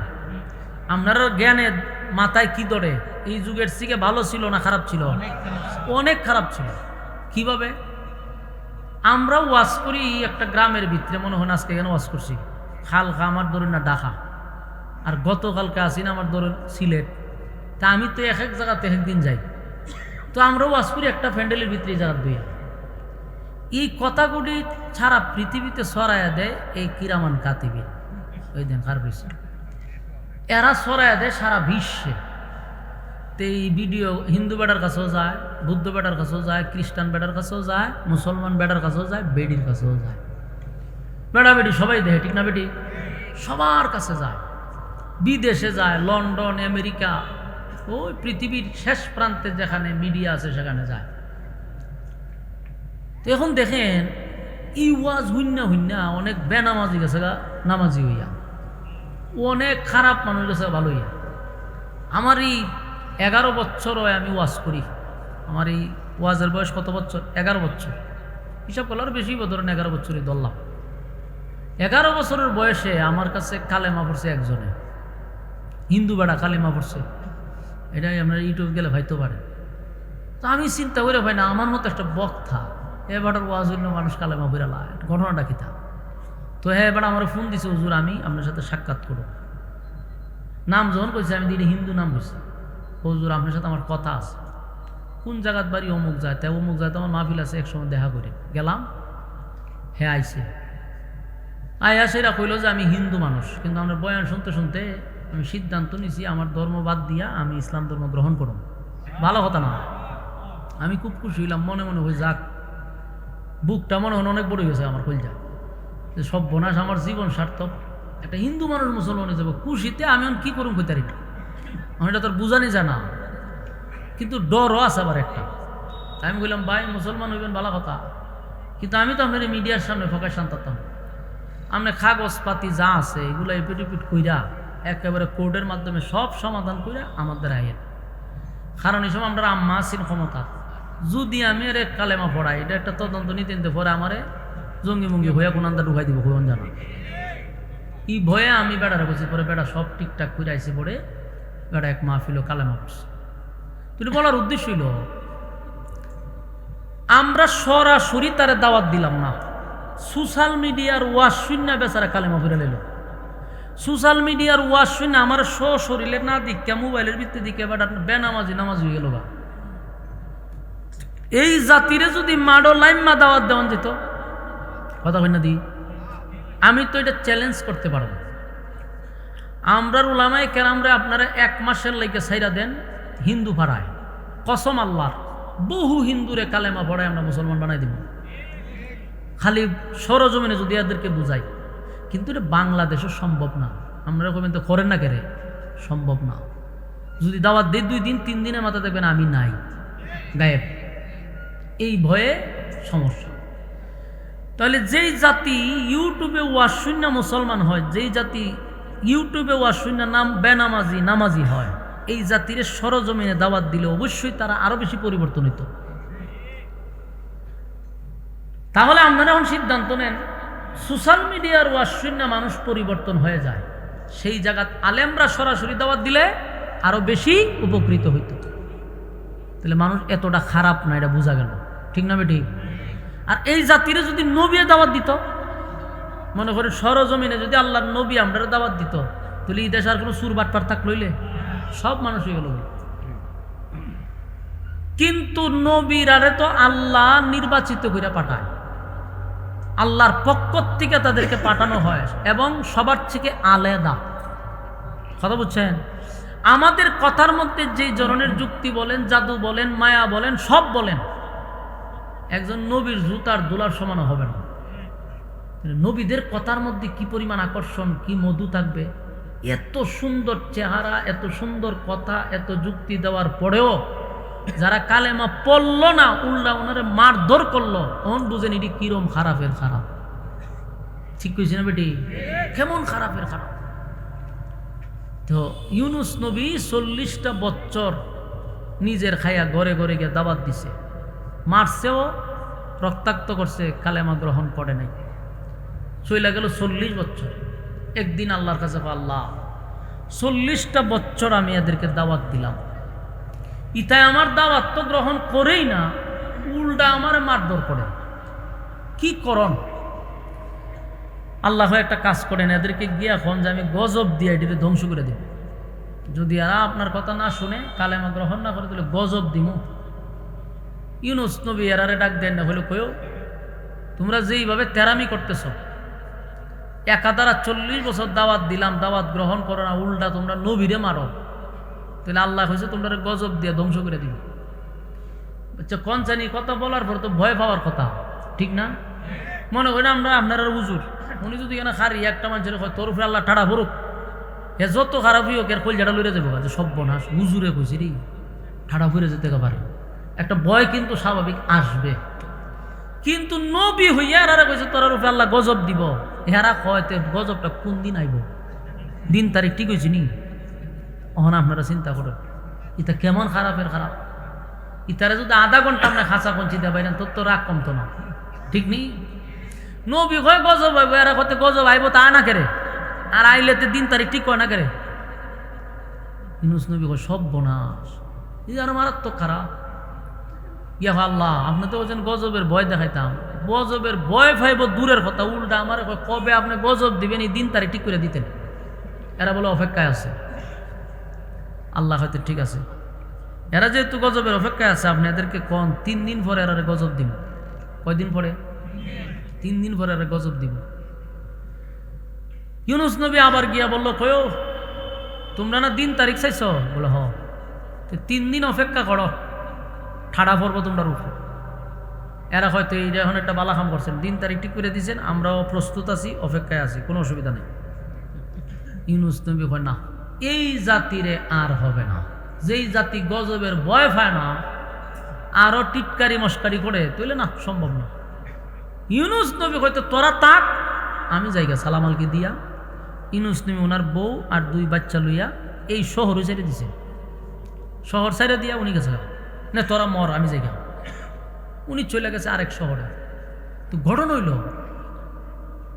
একদিন চলে গেছে, আর রয়েছে 2 দিন। তো এদের মধ্যে একজন সর্দার মাতব্বর বলে, করে তোরা কি গতকালকের থেকে ইউনূস নবীর আর দেখছ? না। তুইলে তাড়াতাড়ি পুরা গ্রাম তালাশ কর, শহর তালাশ কর, সব জায়গায় তালাশ করে দেখ ইউনূস আছে কো। যদি ইউনূস না থাকে তাহলে 100% গজব আসবে। কে বলছে? এরা নেতা। নেতা কইলে কিন্তু বিশ্বাস হয়, কথা দেখুন না। নেতা কইলে কিন্তু উজুরে হইলে বিশ্বাস হয় না। নেতাই কইছে এটা বিশ্বাস হয়। নেতায় মুত্যা দেও খারিয়া, অসুবিধা নেই। খারিয়া মুত্যা দেয়, নেতার কথা বিশ্বাস হয়। একজন ইমাম সাহেবের কথা এই দেশের মানুষের বিশ্বাস হয় না। এটা আগেও ছিল। 40 বছর নবিয়া বুঝাইলো এর ভয় নাই। যখন নেতায় কইছে তখন একটু ভিতরে মুসা মারছে, কথাই নাকি বলে হয়। আমি অতীতের ইতিহাস পড়ছি, নবীরা গজবের ঘোষণা দিয়া এলাকায় থাকে না। দেখ তোরা ইউনূস নবীরে ফাঁসতি, যদি না ফাঁস তোরার ভালো গজব আছে। এখন এরা করছে কি, পুরা টিম লইয়া গ্রামে গঞ্জে শহরে বন্দরে সব জায়গায় ইউনূস নবীরে তালাশ করে, কিন্তু পায় না। এখন তো এরার ভিতরে ফানি নাই। নেতায় কইছে সব জায়গায় তুকাইছে, কিন্তু এরা নবীরে পায় না। শেষে কয় যে উস্তাদ, পুরাটা গ্রাম তুকাইছি, শহরও তুকাইছি, ইউনূসরে আমরা পাই না। কতিলে অপেক্ষা কর, গজব আইব। এর মধ্যে গেছে আরো একদিন, আর আছে একদিন। অন জায়গায় জায়গায় বই বই খালি জিমায়, কিতা করো না হয় আসুই কি গজব আই ভরবো। যে গজব যাইবাতে কোনো সন্দেহ নাই। মানে ইউনূস যদি থাকতো তাহলে গজব আসতো না, ইউনূস নাই মানে গজব আসবে। অনে এরা বই বলে চিন্তা করতো যে করণটা কিতা যদি আয় পড়ে। যদি করতে করতে আরো একদিন গেছে, শেষ, মেয়াদ শেষ, সকালে গজব শুরু হইব। ঘুম থেকে জাগ্রত হইয়া এরা ঘর থেকে বাইরিয়া দেখে আসমান সব সময় কি কালার থাকে? ধুরুমিয়া ও সাদা বলে, নীল কালার। আসমান বলে সাদা থাকে। ওই যে সাজ দেখে এটা মনে হচ্ছে আসমান নীল থাকে, কিন্তু এই আসমান এমন কালো হইছে যারা জিন্দিগি তিরম কালা দেখে নাই। কালো হয়ে গেছে, ভয়ঙ্কর কালো। শুধু কালো না, বিকট, বিকট থেকে বিকট একটা আওয়াজ আসতেছে, ভয়ানক আওয়াজ। দেখছেন না বৃষ্টি বাদলের সময় ঠাড়া পড়ে না? দিনে অনেক সময় দেখছেন না নিজিকলি দেয় দিয়া কিতা দেয়, একটা ডাক মারে। এই ডাকে আপনারা ভয় ফান আর না ফান, কিন্তু আমার কলজা পর্যন্ত লইরা যাবা, খুব মারাত্মক ভয় লাগে, ঠিক নেই? আবার যদি সময় ঘরের বাইরে থাকেন তা আরো মারাত্মক।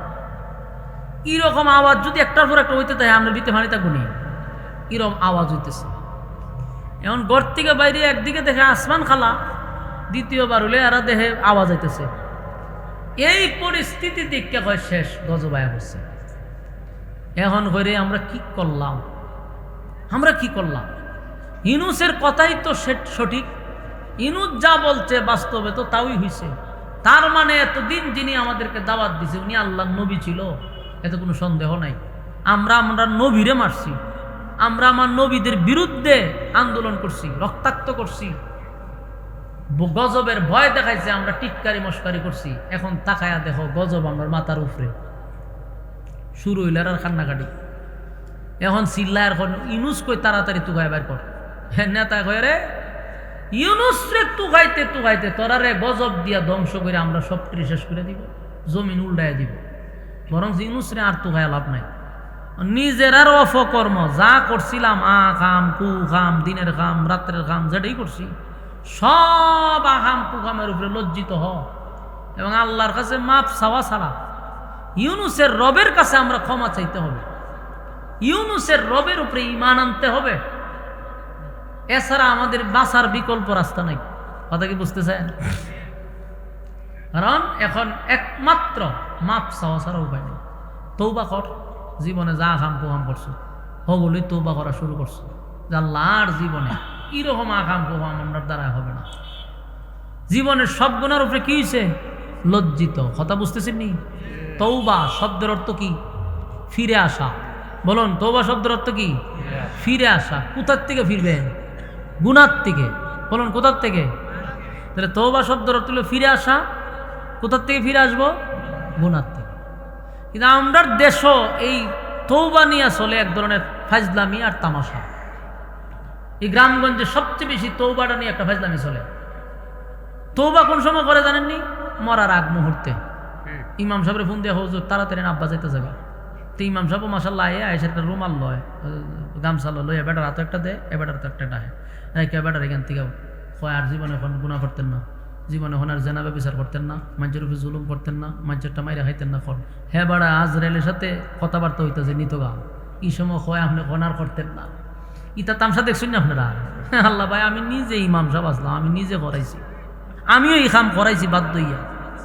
আমি ইমাম সাহেব আমার ডাকদা নিছে তৌবা করাইতাম, আমার উল্টা জায়গা আসি, বেড়া মইরা জায়গা চোখ মুখ উল্টাইতে যার খালি শিক্ষা দিতেছে, এই সময় হয় আমি বলে তৌবা করাইতাম। কিন্তু একটা ফাজলামি না, সম্পূর্ণ একটা ভণ্ডামি ছাড়া আর কিছু না। তৌবা শব্দের অর্থ যদি হয় ফিরে আসা, গুনার থেকে ফিরবো, তিনি বুড়া হালা কেড়ে মরণের আগ মুহূর্তে কেড়ে। আচ্ছা দৈরা নিলাম বেচারার, আপনি কইতেছেন আর জীবনে গুনাহ করতো না, এখন এর গুনাহ করার সময়টা আছে। অলরেডি আজরাইল সুফাত বসা, ঠিক না বেটি? সুফাত বই রয়েছে, ধরে লিখতে তারে হয়তো বা আতুত বলতেছে চাটা খাইয়ে ধরে লিখতে পারে। এই সময় হয় না আর জীবনে গুনাহ করতেন না, হেবাটার অবস্থা খারাপ। এরকম ফাজলামি চলে। তওবা যদি করতে হয়, ফিরে যদি আসতে হয়, তাহলে যৌবনকালেই ফিরতে হবে। আচ্ছা 70 বছরের একটা বুড়ার আপনি তওবা করাইলেন যে চাচা কইন আর জিন্দিগিতে মানুষের সম্পদ দখল করবেন না, আর জীবনে কোনো বেগানা নারীর দিকে তাকাইবেন না, আর জীবনে মিথ্যা কথা বলবেন না, গুনাহ করবেন না, এটি তো আপনি খোয়াইতেছেন। এই বুড়াও হইতেছে আর জীবনে এটা করতাম না। এটা যে একটা ফাজলামি আপনি নিজের বিবেকের ধরে। এই বুড়া বেটা কইছে আমি আর জীবনে বেগানা নারীর দিকে তাকাইতাম না, অনেক বেচারা তাকাইলে সমস্যাটা কি? আমার এখন চাইলে কি তুই বহন 80 বছর 70 বছরের একটা বুড়ায় যদি একটা যুবতী মাইয়ার দিকে তাকায়ও তাকায়, ওই মাইয়া জীবনও মাইন্ড করতো না। মাইন্ড করবো? উল্টা জিগাইব দাদা কিছু লাগবে না, আপনি দাদাটা একটা জিগাইব যে আপনি কিছু চাইতেছেন না, কিছু বলবেন আমারে, মাইয়া রাগ হইতো না। কিন্তু একটা 30 বছর 25 বছরের ফুলায় যদি চাইয়া থাকে, মাইয়া কইব দেখছো কিছু তারা আমাদের শ্বাস করে, ঠিক না বেঠিক? দুইটা উত্তর কি একরকম হয়েছে না দুই রকম? বুড়া বেড়ায় চাইছে দাদা কিচ্ছু লাগবে না, আপনার কিছু জিগাইবেন আমারে, আর ফুলায় যখন চাইছে সুতাটা দেখছ নি, তাহলে বেশ কম দুই রকম। তাহলে আপনি যেই সময় চাইলে কোনো সমস্যা নাই, এই সময় আপনি এখন আর চাইতেন না, আপনি চাইলে এখন কি তুইব। আর যে সময় চাওয়ার বয়স ছিল সময় কম চাইছে না, জনমের চাওয়ান চাইছে। আর লাস্ট বয়সে চাইলেও লাভ নাই, এই সময় আর করতাম না, আর জুলুম করতাম। তুমি পারবানি কেউ উপরে জুলুম করতাম? এখন 70 বছরের বেটা একজনকে মারতে পারবো? উল্টা না বেটার শক্ত শক্ত আর ডিউটি সব ভেঙে লিব বেরিয়া।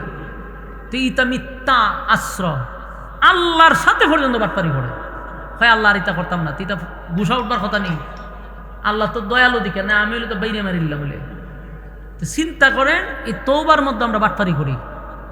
এই জন্য তওবা করতে হলে যৌবনকালে করতে হবে, ঠিক না বেঠিক? রমজান মাস আসতেছে, আমরা পরিবর্তন হওয়ার দরকার আছে না নাই? আল্লাহ আমরারে পরিবর্তন হওয়ার তৌফিক দান করুক, আমিন। প্যান্ডেলের বাইরে যারা আছেন, আপনাদের কাছে আবদার, ঘুরাঘুরি তো আর কম করছেন না, মেহেরবানি করে আমরা প্যান্ডেলের ভিতরে চলে আসি। আমাদের আজকের এই মাহফিল যারা করাইছে, গ্রামবাসীর উদ্যোগে এই মাহফিল, বার্ষিক মাহফিল, যারা এই মাহফিলটা করেছে, আমরা সবার জন্য দোয়া করবো ইনশাআল্লাহ। রমজান আইতেছি নি, কথা কয় না। সেই রমজান মাস আসার আগে আগে জীবনের সব গুনাহ মাফ করাইতে হবে, আমার কথা কয় না। রমজান পাওয়ার পরে যাদের গুনাহ মাফ হইল না, এদের মতো হতবাগা কেউ নাই, ঠিক না বেঠি? কথা কয়।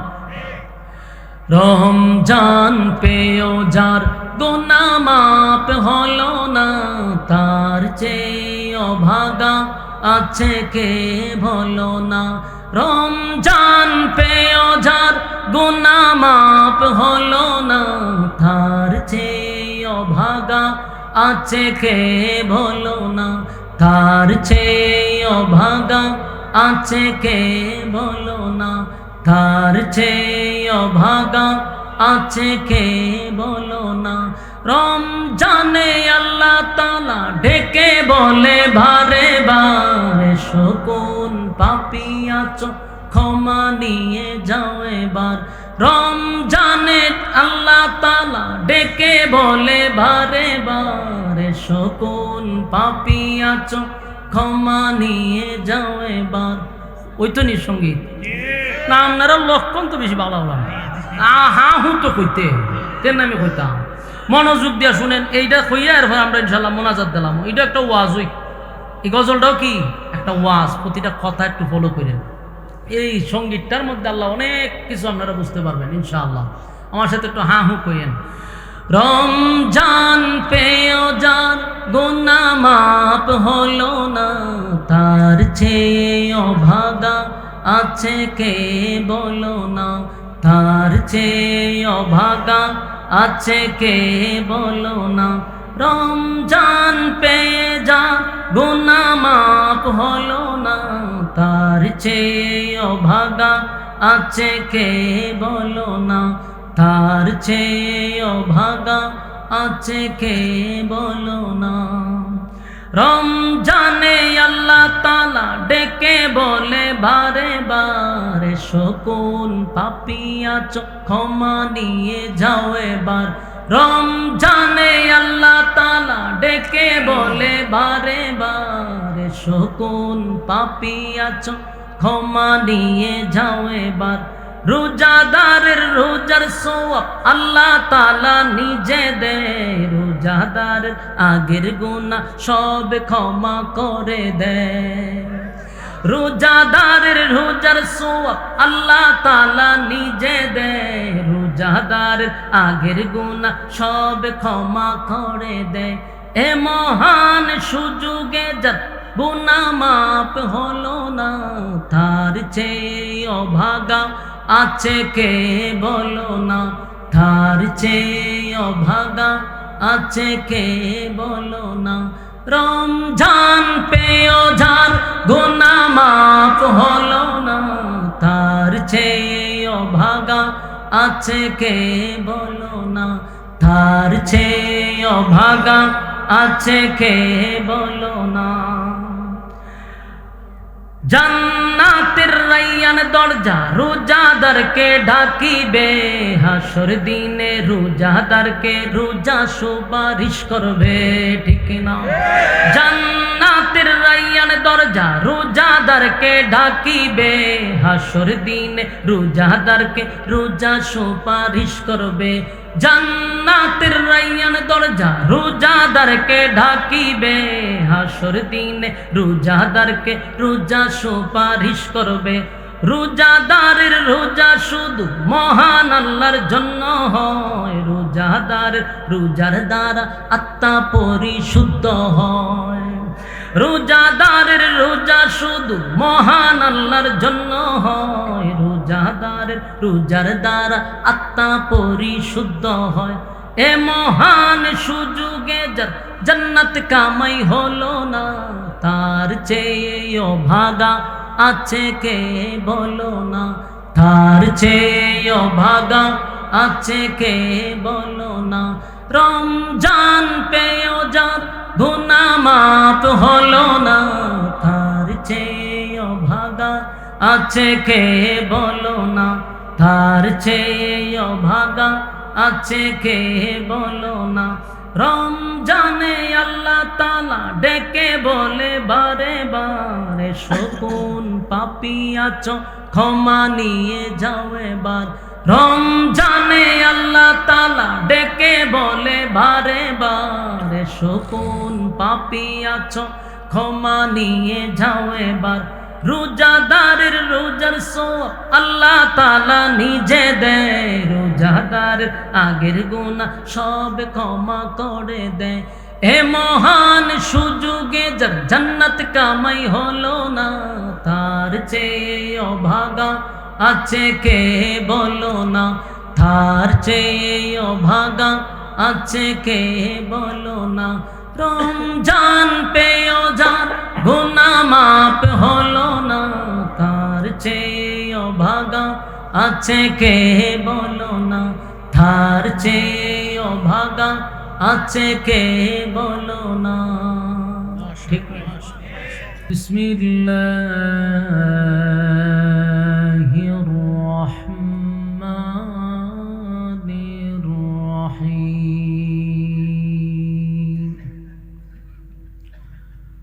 وَالنُّونِ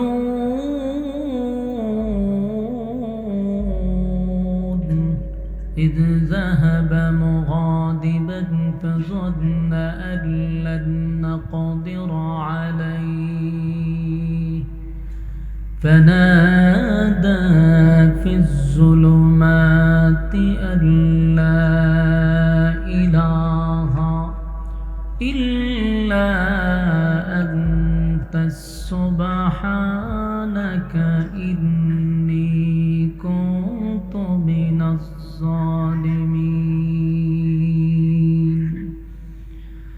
صدق الله العظيم وصدق رسوله النبي الكريم، ونحن على ذلك من الشاهدين والشاكرين والحمد لله رب العالمين. درود الشريف পড়ি اللهم صل على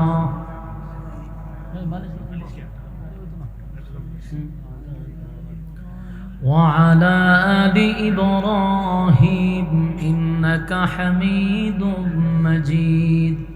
اللهم بارك على محمد وعلى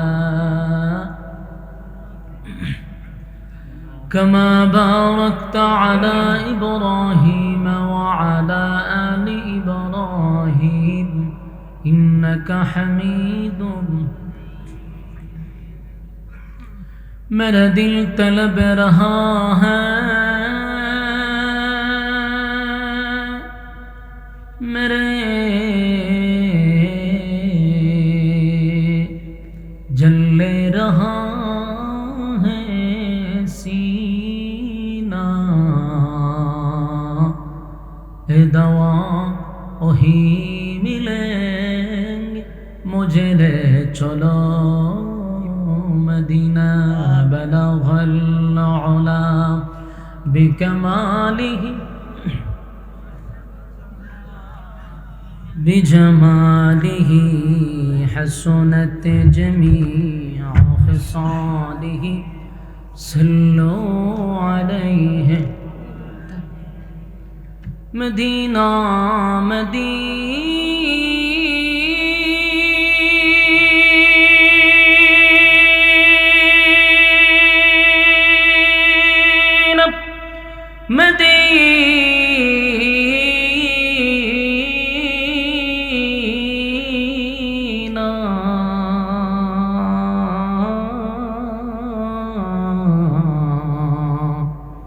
मदीना मदीना मोमिनों की गुनगुना है दीदार मदीना, आशिकों की तमन्ना है। बलगल उला बिकमालिही कशफत तुजा बिजमालिही हसनत जमीअ खिसालिही।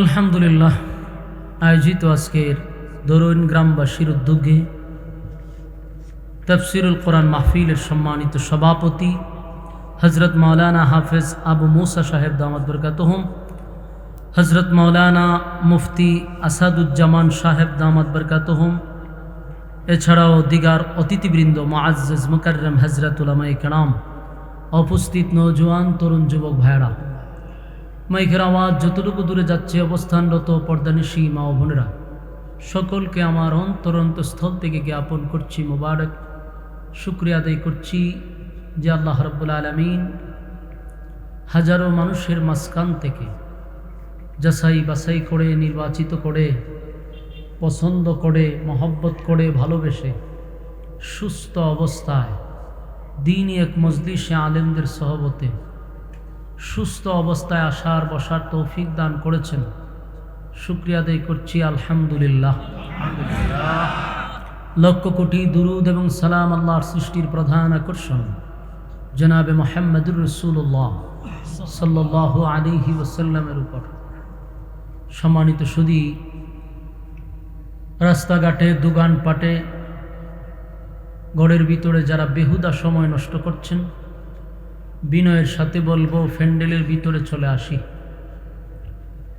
বেঁচে থাকলে গল্প করার সুযোগ আছে, বেঁচে থাকলে আড্ডা মারার সুযোগ আছে, কিন্তু বেঁচে থাকলেও আগামীকাল এই মাহফিলে বসার কোনো সুযোগ নেই। তাহলে একটু চিন্তা করেন, বেঁচে থাকলে গল্প করতে পারবো, কিন্তু বেঁচে থাকলে এই মাহফিলটা পাবো না। তাই রাস্তাঘাটে সমস্ত ব্যস্ততাকে পিছনে রেখে ফ্যান্ডেলে চলে আসি। শয়তান বিভিন্ন ওয়াসওয়াসা দিয়ে আপনাকে প্যান্ডেলের বাহিরে রাখার চেষ্টা করবে। এই জন্য শয়তানকে কোনোভাবেই সাকসেস করতে দেওয়া যাবে না। আমরা প্যান্ডেলের ভিতরে চলে আসি। আল্লাহ রাসূল বলেন, নাজালাত আলাইহিমুস সাকিনা, উপর থেকে সাকিনা রহমত নাজিল হয়। প্যান্ডেলের বাহিরে কি নাজিল হইব নি? প্যান্ডেলের বাহিরে গজব পড়ার সম্ভাবনা আছে। এখানে আমাদের জন্য নিরাপদ গুনাহমুক্ত পরিবেশ, এই জন্য আমরা এখানে বসে যাই। আল্লাহ রাব্বুল আলামিন আমাদেরকে মোনাজাত পর্যন্ত ধৈর্যের সাথে কথাগুলি শ্রবণ করার তৌফিক দান করুক, আমিন। রমজান পাওয়ার পরেও যদি আমরা গুনাহ মাফ না করতে পারে, আমরার মতো কপাল পোড়া আছে নি কেউ?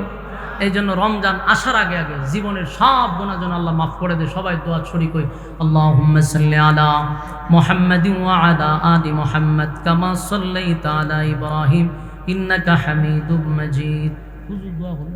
হ্যাঁ না, আপনি দোয়া করেন, দোয়া তো আমরা ইনশাআল্লাহ সবাই সব কিছু আছে। তো কইলেন মানুষের ধৈর্য নাই, ধৈর্য খুব কম। বসেন ইনশাআল্লাহ।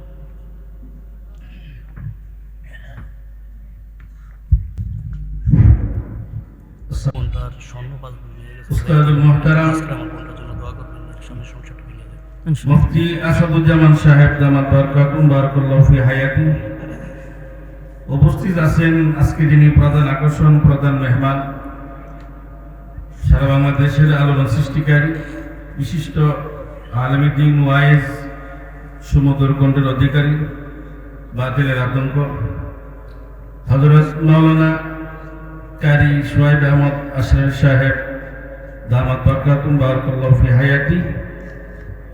আল্লাহ যেন হযরতের হায়াতের মধ্যে বরকত দান করে, সকলে বলি আমিন। অন্যান্য উলামায়ে কেরাম, দূর দূরান্ত থেকে আগত সমস্ত মুসলমান ভাইয়েরা, আল্লাহ তাআলার দরবারে লাখো কোটি শুকর, যিনি আমাদেরকে আজকে একটি সুন্দর পরিবেশে এবং বরকতময় মাসের একদম নিকটবর্তী সময় যে গুরুত্বপূর্ণ নসিহত শুনলাম, আল্লাহ যেন আমাদের সকলকে কবুল করে আমল করার তৌফিক দান করে, সকল বলি আমিন। পরিশেষে আমি বলবো, আমাদের এই গ্রামের তাফসীর কোরআন মাহফিলের উদ্দেশ্য এটাই, আমাদের পূর্বপুরুষ যে সমস্ত মুদ্দাগণ কবরবাসী হয়ে গেছে, আল্লাহ তাআলা যেন এদেরকে নাজাত দান করে। আমরা যারা বেঁচে আছি, আল্লাহ তাআলা যেন আমাদেরকে নেক হায়াত দান করে। অনেকে অসুস্থ হয়ে আছে, বিশেষ করে আব্দুল আলী মেম্বার ভাই, যিনি এই মসজিদ এবং এই তাফসির মাহফিল সুদীর্ঘ প্রায় 2 যুগ ধরে যিনি আঞ্জাম দিয়েছেন, উনি অসুস্থ, উনি দোয়া চাইছেন ওনার আব্বা আম্মার জন্য। সর্বোপরি সকলের জন্য দোয়া চাই হযরতের কাছে। এবং বিশেষ করে বর্তমান যিনি মসজিদের সম্মানিত সেক্রেটারি সাহেব অত্যন্ত পরিশ্রম করছে। আসলে যাদের দায়িত্ব বেশি তাদের পরিশ্রমও বেশি, বিভিন্ন মানুষের কথাও শুনতে হয়। হযরত যে আলোচনা করছে নবীদের দায়িত্ব বেশি, এদের সংগ্রামও করতে হয়। আল্লাহ তাআলা যেন এদের যে সমস্ত ভাইদের উদ্যোগে গ্রামবাসী, দেশি বিদেশি প্রবাসী, তাদের সকলের সহযোগিতা আজকের এই জান্নাতের বাগান তৈরি হয়েছে, আল্লাহ যেন এদেরকে কবুল করে। যে সমস্ত ভাইয়েরা খানা পিনার ব্যবস্থা করছেন, পোস্টারের ব্যবস্থা করছেন, সর্বক্ষেত্রে সার্বিক দিক দিয়ে যারা চেষ্টা করছেন, অর্থ আঞ্জাম দিয়েছেন, সকলের চেষ্টা প্রচেষ্টাকে যেন আল্লাহ কবুল করে। পরিশেষে আমরা যেন এই রমজানুল মুবারকের বরকত হাসিল করতে পারি, আল্লাহ যেন আমাদের সবাইকে তৌফিক দান করে। সকল বলি আমিন। اللهم صل على محمد وعلى ال محمد كما صليت على ابراهيم انك حميد সবাই দোয়া শুরু করি। আলহামদুলিল্লাহ রাব্বিল আলামিন والصلاة والسلام على سيد الأنبياء والمرسلين وعلى آله وصحابه أجمعين.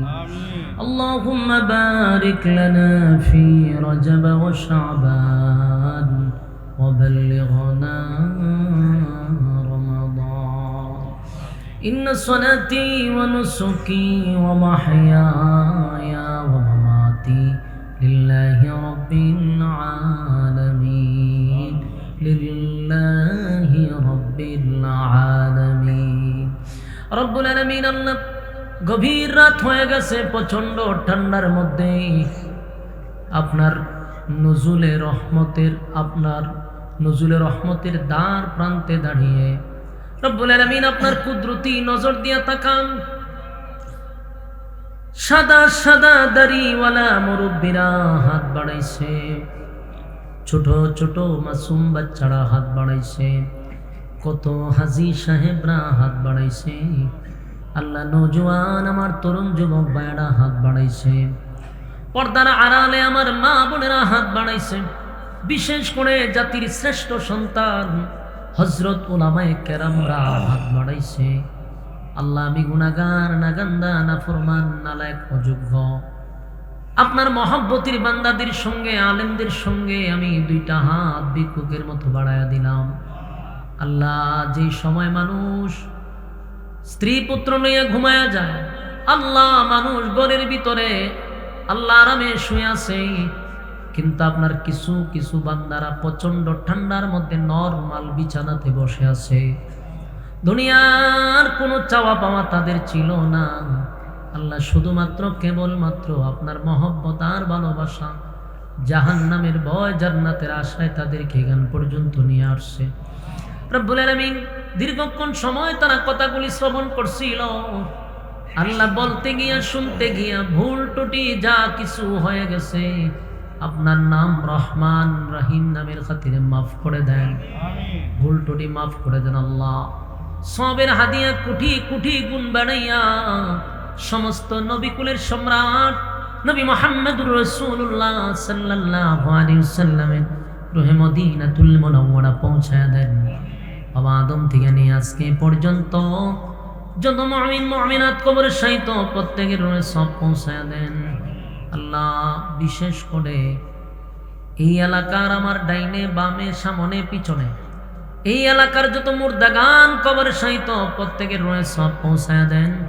এই মজলিসে অনেকের মা নাই, বাবা নাই, দাদা নাই, দাদি নাই, নানা নাই, নানি নাই, শ্বশুর নাই, শাশুড়ি নাই, মহব্বতের মানুষ, বন্ধু বান্ধব যারা দুনিয়া থেকে বিদায় হয়ে গেছে, জানি না গো আল্লাহ কোন অবস্থায় কোন হালতে আছে। আল্লাহ, আজকের এই মজলিস থেকে আপনার মহব্বতের বান্দাদের পক্ষ থেকে আপনার দরবারে মাফ চাই, তাদের কবরের আযাব আপনি মাফ করে দেন আল্লাহ। আমাদের আব্বা আম্মা যাদের কবরে আছে জান্নাতুল ফিরদাউস দান করেন আল্লাহ। দুনিয়ায় থাকতে আমাদের মা বাবা আমাদের জন্য যা করছে, আল্লাহ মেহেরবানি করে আপনি তাদেরকে রহমতের চাদর দিয়া ডেকে রাখেন। রব্বির হামহুমা কামা রব্বায়ানি সগীরা। ছোটবেলা আব্বা আম্মা যেভাবে আমাদেরকে লালন পালন করছে, আপনি কুদরতি ভাবে তাদেরকে লালন পালন করেন। যারা বেঁচে আছে হায়াতে আমলে আপনি বরকত বাড়ায়া দেন রব্বুল আলামিন। এই মজলিসে অনেক মানুষ আমার কাছে দোয়ার প্রার্থী। কিছুক্ষণ আগে এক ভাই দোয়া চাইছে, আল্লাহ ঘরের মধ্যে বিভিন্ন সমস্যায় জর্জরিত, আব্বা মারা গেছে, দোয়া চাইছে, আল্লাহ ওনার বোন বিপদে আছে, আল্লাহ ওনার বোনকে বিপদ থেকে আপনি উদ্ধার করেন। আল্লাহ দোয়া চাইছে মুসিবতে পইরা, মেহেরবানি করে মুসিবতে যারা আমরা আছি মুসিবত থেকে আপনি উদ্ধার করেন। আল্লাহ আমরা যারা অসুস্থ আছি শিফা দান করেন। আল্লাহ আমরা যারা পেরেশানির মধ্যে আছি পেরেশানি দূর করে দেন। আল্লাহ আমরা যে যে সমস্যার মধ্যে আছি আপনার গায়বী খাজানার থেকে আমাদেরকে উদ্ধার করেন। আল্লাহ যারা অভাবী আছি অভাব দূর করে দেন। ব্যবসা বাণিজ্য বরকত বাড়ায়া দেন। কামাই রোজগারে আমাদেরকে বরকত বাড়ায়া দেন। হালাল রোজগারের ব্যবস্থা করে দেন। আল্লাহুম্মা কফিনি বিহালালিকা আন হারামিক ওয়া আগনিনি বিফাদলিকা আম্মান সিওয়া। আল্লাহ হালাল রোজগারের ব্যবস্থা করে দেন, হারাম থেকে আপনি হেফাজত করেন। রব্বুল আলামিন আমরা যারা হাত বাড়াইলাম বড় আশা লইয়া গভীর রাত্রে, আল্লাহ ঠান্ডার মধ্যে আপনার বান্দাগুলি হাত বাড়াইছে, যে যে আশা লইয়া দুইটা হাত বাড়াইছে, কাউরে আপনি খালি হাতে ফিরাইয়া দিয়েন না। আল্লাহ যে যে আশা লইয়া দুইটা হাত বাড়াইছে খালি হাতে ফিরাইয়া দিয়েন না। মনের আশা পূর্ণ করে বাড়ির দিকে পৌঁছায়া দেন রব্বুল আলামিন। এই মাহফিলটা গ্রামবাসী, আল্লাহ গ্রামবাসীরা একত্রিত হইয়া সুন্দর একটা আয়োজন করছে। টাকা দিয়া, পয়সা দিয়া, বুদ্ধি দিয়া, শ্রম দিয়া, রান্না বান্না করে যে যেমনে পারছে এই মাহফিলটার জন্য রাত দিন অক্লান্ত পরিশ্রম তারা করছে। আল্লাহ আমাদের প্রত্যেকটা গ্রামবাসীর প্রত্যেকটা ভাই যারা টাকা দিয়া, পয়সা দিয়া, বুদ্ধি দিয়া, শ্রম দিয়া সাহায্য সহযোগিতা করছে একটা দিনই কাজের জন্য, আল্লাহ তাদের দুনিয়া আখিরাতের সম্মান বাড়ায়া দেন। তারা ব্যবসা বাণিজ্য যারা করে ব্যবসা বাণিজ্য বরকত দেন, খামাই রোজগারে বরকত দেন। দেশে বিদেশে প্রবাসে যারা আছে আল্লাহ প্রত্যেকের জন্য দোয়া করি, খামাই রোজগারে বরকত বাড়ায়া দেন, ঘরে শান্তি দেন, বাচ্চা কাচ্চা গুলারে নেককার বানায়া দেন। বিশেষ করে আমাদের বিবি বাচ্চা গুলার আল্লাহ নেককার বানায়া দেন। আল্লাহ আমাদের ঘরে আপনি রহমত আর বরকত দান করেন রব্বুল আলামিন। আখিরি দরখাস্ত আল্লাহ, তাম পৃথিবীতে আজকে মুসলমান লাঞ্ছিত অপমানিত, আপনার দরবারে ভিক্ষুকের হাত বাড়াইয়া আমরা আপনার দরবারে হাত বাড়াই, মেহেরবানি করে আল্লাহ আমাদের মুসলমানদেরকে আপনি হেফাজত করেন। আল্লাহ ফিলিস্তিনের মা বোনদেরকে হেফাজত করেন। আল্লাহ ফিলিস্তিনের মা বোনদেরকে হেফাজত করেন, গাজাবাসীকে হেফাজত করেন। আল্লাহ উইগুরের মুসলমানদেরকে হেফাজত করেন। আল্লাহ সুদানের মুসলমানদেরকে হেফাজত করেন, কাশ্মীরের মুসলমানদেরকে হেফাজত করেন, ভারতের মুসলমানদেরকে হেফাজত করেন। বাংলাদেশটাকে ষড়যন্ত্রের হাত থেকে হেফাজত করেন আল্লাহ, ষড়যন্ত্রের হাত থেকে হেফাজত করেন আল্লাহ। আলেম উলামাদের মধ্যে ঐক্য হওয়ার তৌফিক দান করেন রব্বুল আলামিন। শেষ দরখাস্ত, এতক্ষণ আমরা যা বললাম আর যা শুনলাম ভুল ত্রুটি মাফ করে দেন আল্লাহ। বিশেষ করে যা বললাম যা শুনলাম নবীজির জুতার ধুলার বরকতে দুয়ারে কবুল করেন আল্লাহ। নবীজির জুতার ধুলার বরকতে দুয়ারে কবুল করেন আল্লাহ। এখানে অনেক উলামায়ে কেরাম আমার সঙ্গে হাত বাড়াইছে, বিশেষ করে আল্লাহ মুফতি আসাদুজ্জামান সাহেব, আল্লাহ নেককার মানুষকে নিয়ে হাত বাড়াইছি, মেহেরবানি করে দুয়ারে কবুল করেন। যা বললাম যা শুনলাম নবীর জুতার দুলার তোফাইলে বরকতে কবুল করেন। সুবহান রাব্বিকা রাব্বিল ইজ্জাতি আম্মা ইয়াসিফুন ওয়া সালামুন আলাল মুরসালিন ওয়ালহামদুলিল্লাহি রাব্বিল আলামিন। আমিন বিরহমাতিকা ইয়া আরহামার রাহিমিন। আসসালামু আলাইকুম। الله ورسوله أرسله بالحق بشيرا ونذيرا وداعيا إلى الله بإذنه وسراجا